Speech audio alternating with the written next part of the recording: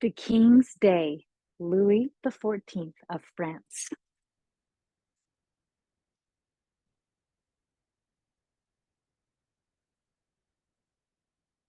Louis XIV was every inch a king. He wore the curliest wigs, the richest robes, the rarest jewels, and the fanciest shoes in all of France. Louis lived in glory in many big palaces. The biggest of all was the Palace of Versailles.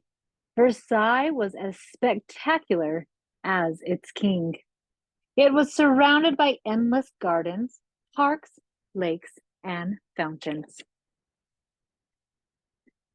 It housed the king, his queen, his mistresses, all of his children, a swarm of relatives, and 10,000 servants and courtiers who fought for the honor of serving him.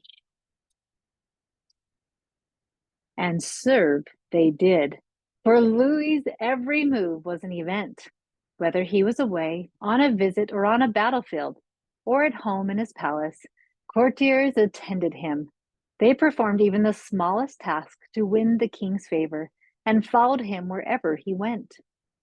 Preparation for the king's day began early in the morning before he woke.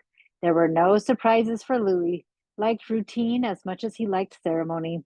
His lever, his getting up ritual, was planned in every detail, and the luckiest courtiers were chosen to witness the whole affair. The king's lever.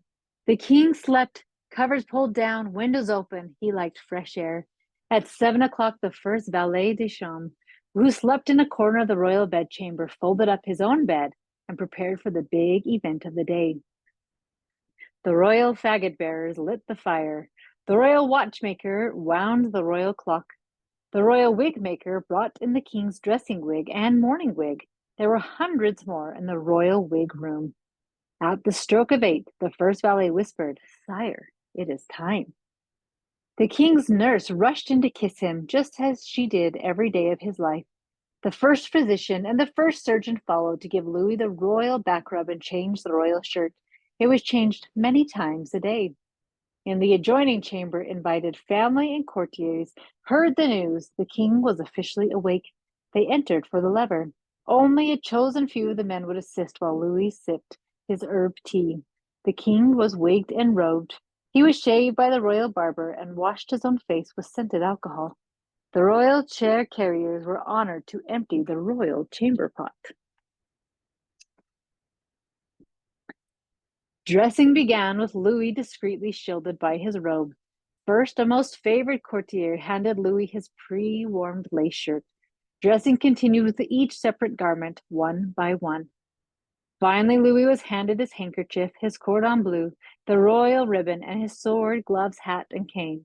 Even on ordinary mornings, Louis wore embroidered clothes and shoes with diamond buckles. The king's lever lasted 2 hours. When it was finished, Louis was ready for the day. At 10 o'clock, he led a procession of the royal family and his entire court to chapel for mass. This was one of the occasions during the day when someone might ask the king a favor. Though he was feared, Louis spoke kindly, listened patiently, and had perfect manners. Louis was very pious. He prayed many times a day and expected others to do the same with him. From the balcony in the chapel where he knelt, he could see if anyone was missing. The king met with few trusted ministers in the council chamber, next to his own bedchamber. He listened to their advice, and then he made his own decisions. Louis discussed his affairs with no one else, not even the Dauphin, or his own brother, known as Monsieur. At 11 o'clock, he met with his council and gave the orders of the day. They discussed the progress of the kingdom, a new law, plans for a building, or the latest war. Then it was time for the next big event, dinner, for the king's stomach was grumbling. Throughout his reign, Louis tried to enlarge his kingdom and often made war with France's neighbors. He followed his armies abroad and commanded his troops until the battle was over. The king had dinner, his petit covert, at 1 o'clock. When he dined in private, he ate alone, but he was never really alone. Servants and perhaps a guest or two stood around and waited and watched. Not even the dauphin was offered a seat in the king's bedchamber when Louis died, and ladies were never invited. Before every meal, each dish was tasted by the maitre d'hotel and the office of the kitchen to make sure it was safe for the king to eat and tasty enough. Louis loved to eat. He had enormous appetite and satisfied it well. It took 500 servants to prepare his meals, and Louis kept them busy. Even though forks had been invented, the king always ate with his fingers, wiping them on a damp napkin before and after. Although it didn't show, doctors would discover after his death that Louis' stomach was twice the size of an ordinary one. This accounted for his enormous appetite. Sometimes he dined in public. Then any respectable person could journey to Versailles, file past the king, and see the spectacle for himself. Anyone who saw the king's dinner being carried in the halls had to bow to it. The menu might be 4 soups, a stuffed pheasant, a partridge, a duck, some mutton, sliced ham, 3 salads, boiled eggs, a dish of pastry, fruit, and compost. He ate it all and washed it all down with diluted wine. The kitchens were so far away the food arrived cold, but there was enough of it.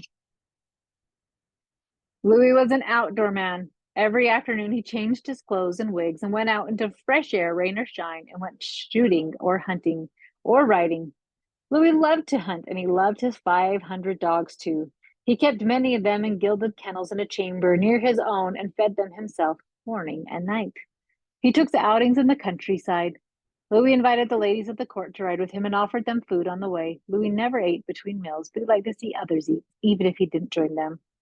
Or stroll in the gardens of Versailles. It was his favorite time of day. Louis loved flowers. In his gardens, he had 4 million tulips and 2,000 orange trees planted in silver tubs. Everyone admired the beautiful gardens, but dreaded having to walk in them. They were so vast. After a rest, Louis dressed for apartment, an open house he held for his court. They heard a concert, watched a play or a dance, had refreshments, and played games. Like it or not, everyone was expected to attend. For Louis wanted to know where everyone was. He never forgot that all of France belonged to him. Louis XIV was in control. Apartment was held 3 times a week from 7 to 10 o'clock in the king's apartment. The many chambers glowed with candlelight. Louis strode among his courtiers in his diamond-studded clothes, chatting, listening, and noticing everything. Ballet was performed in lavish productions at Louis's court. All of the dancers were men. When he was young, Louis danced too. France's great playwrights and composers wrote plays and operas for apartment. Cards and billiards were favorite games of the court. When the king played billiards, everyone watched. Then, when everyone else was nodding with sleep, Louis had supper. The royal family ate with him at the Grand Couvert, while the court looked on. The Grand Couvert was even more excessive than the Petit Couvert. This time, there was some 40 dishes served. No wonder Louis never ate between meals. The Grand Couvert was dull and unbearably quiet. The king did not like to talk while he ate, nor to listen either. When Louis reached his bedchamber at last, he was still not alone. It was time for the final event of the day, the coucher, his going to bed ceremony. The ladies of the court bid Louis good night and went off to their beds. The royal family followed for a chat and a good night. When they left, Louis went to feed his dogs and returned for the coucher. The coucher was a repeat of the lever, but in reverse. The greatest honor of the day was to hold the candle that lit the ceremony. By 1:30 a.m., the king was finally in his nightshirt, his nightcap, and his bed, and his weary courtiers were free to trudge up to theirs. The dawn of the new day was only a few hours away. The king's day was repeated again and again, for Louis was a king of long 72 years. He was a brilliant ruler who controlled the rich and poor, noble and peasant with absolute power. He knew just what he wanted for his kingdom and brought a spectacular glory to it and to the 17th century in which he lived. Louis XIV of France was born a king.